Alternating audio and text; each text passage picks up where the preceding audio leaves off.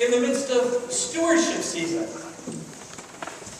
And as I met with our church music director to plan out this Sunday and think of the incredible gifts of Thanksgiving and the wonder and the joy of our giving thanks, I sat and plotted and schemed to step away from the lectionary for this week. And then on Tuesday morning, I went to our text study and somehow was convinced by all of my colleagues that the gospel text for this morning was really important when we think about stewardship and our lives together. And then Friday night, I sat at home, watching the news reports come in. Paris, France. All that was happening in Paris, France. And I could not help but think how incredible and incredibly powerfully this text speaks to us in the midst of all that is going on. Nation will rise up against nation, kingdom against kingdom. There will be earthquakes, famine in some places. And yet this will be but the beginning of the birth pangs. We come together today, and I invite you to really put your feet on the floor. Feel the floor beneath you. Rock solid. And yet somehow it is so easy in our lives and in our living to feel that floor beneath us shake and tremble. We look at what happens in our world around us and we hear about a life lost overnight in North Minneapolis. We hear about what has happened in Paris, France. Our hearts break open. We hear about the bombings in Beirut, the earthquake off the coast of Japan, and this earth shakes and trembles. We struggle with what this means. How are we grounded and held fast? We hear this text, and Jesus is with his disciples, and they're admiring all that has been built up. Look at this incredible temple. Look at the buildings throughout Jerusalem, how they have been lifted up, raised up by the people. Incredible. Feeling secure, perhaps proud and filled with wonder. Jesus has one of his less than pastoral moments and says, do you see this? The rocks are going to be taken down, torn down. Do you see these buildings? They are going to crumble. And then they travel on.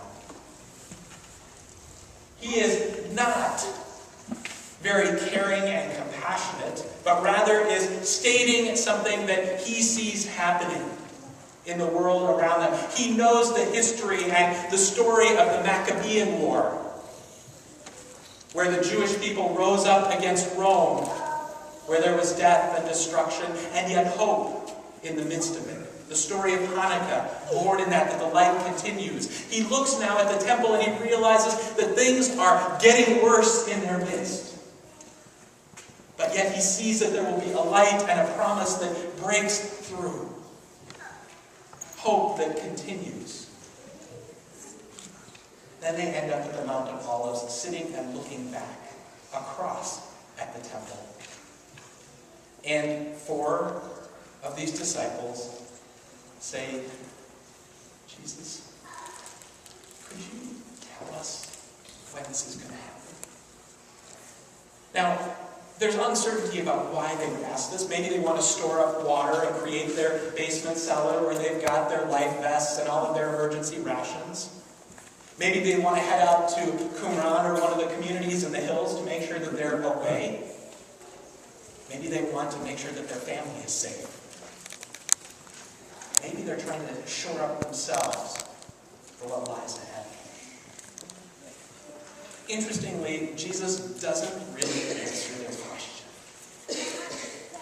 As Jesus is prone to do, he goes underneath and hears that what is really there is the fear. The fear underneath the questions, underneath the timing, underneath what is happening. And a longing for certitude, a longing for hope in the midst of it. Jesus goes beneath, and he continues to challenge, saying, rather than lots of happy times, rather than lots of security, this is what you have to look forward to. Wars, famine, drought, earthquake. Where in the world is gospel for us in that? Where in the world is the hope that breaks through in Jesus proclaiming the world as it is, as it will be?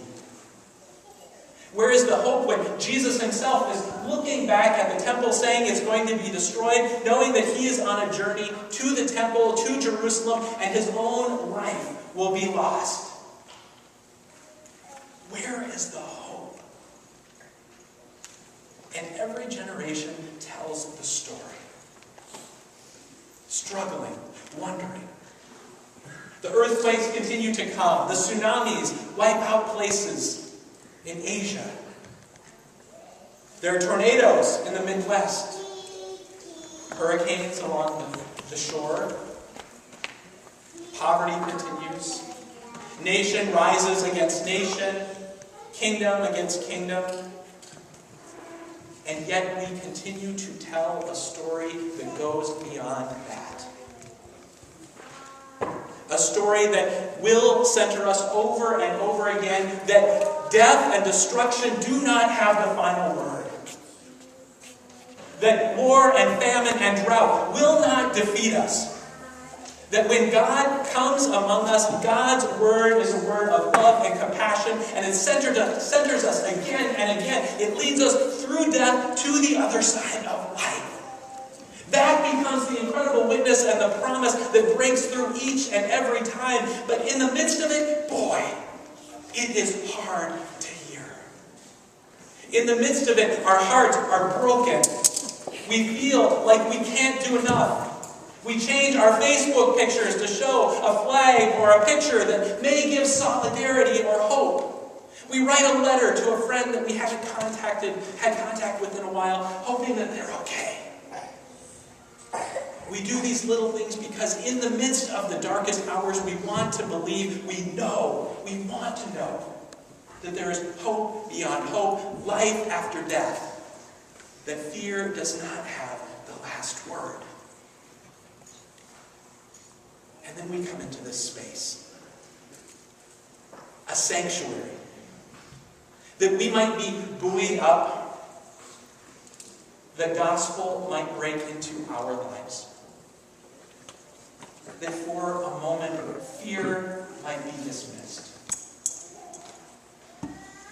This is a time in which we come together and we hold that tension of living in a broken and imperfect world with other broken and imperfect people, dealing with what's happening, living through it, knowing that this is part of our generation's story, as other generations have told the story in the midst of what has happened around them. And yet we are held fast, secure. When it comes to this time, we are also invited to think about stewardship. And I invite us to think about this also in the narrative of these disciples who are worried, wanting to shore themselves up, to create safety and security, wanting to know when exactly things are going to happen, when things will be rough or challenging. Because I think whether we are looking globally or locally, We want safety and security. We want to know that the ground beneath us isn't going to shake too much. That we're going to be okay. And one of the incredible things about stewardship, especially stewardship in the reign of God, is that it's never going to be okay. Ever. That we are going to be challenged above and beyond to care for those who need care. That we are going to be challenged above and beyond in an uncertain world to make sure that ministry takes place in incredible ways. That we are going to be challenged. Challenged to live out our work and ministry in this place.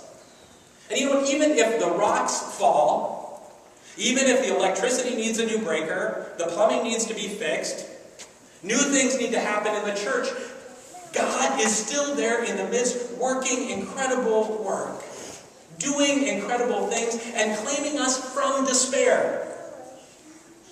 But how often we want to go to that place of despair? We don't have enough. We need a little bit more.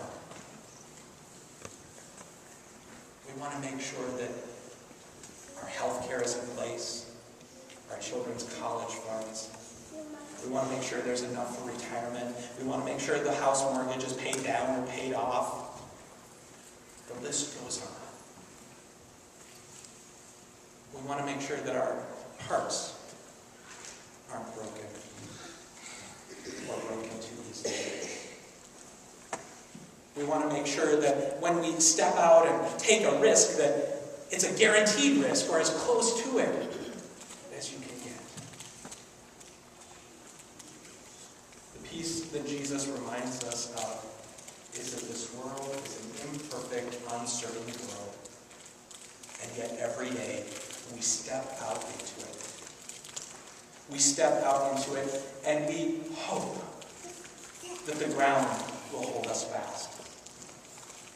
We struggle with what some might call a spiritual naivete. That we can step out and things will be okay.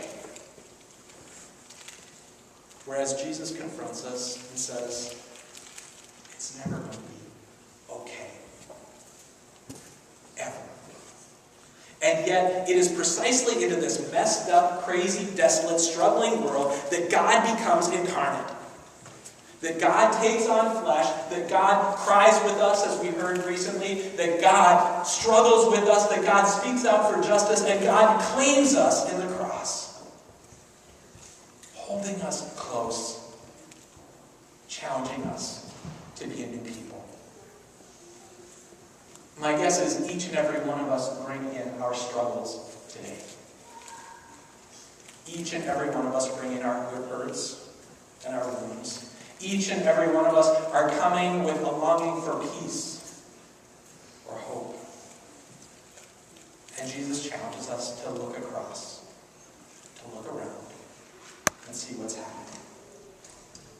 And in the midst of that, to step out and journey with Him to the cross and beyond. In how we live our lives, in how we give of ourselves. Saying that in this moment, each and every one of us are claimed beyond fear and beyond despair, and life takes hold. Love lays claim and sends us forth.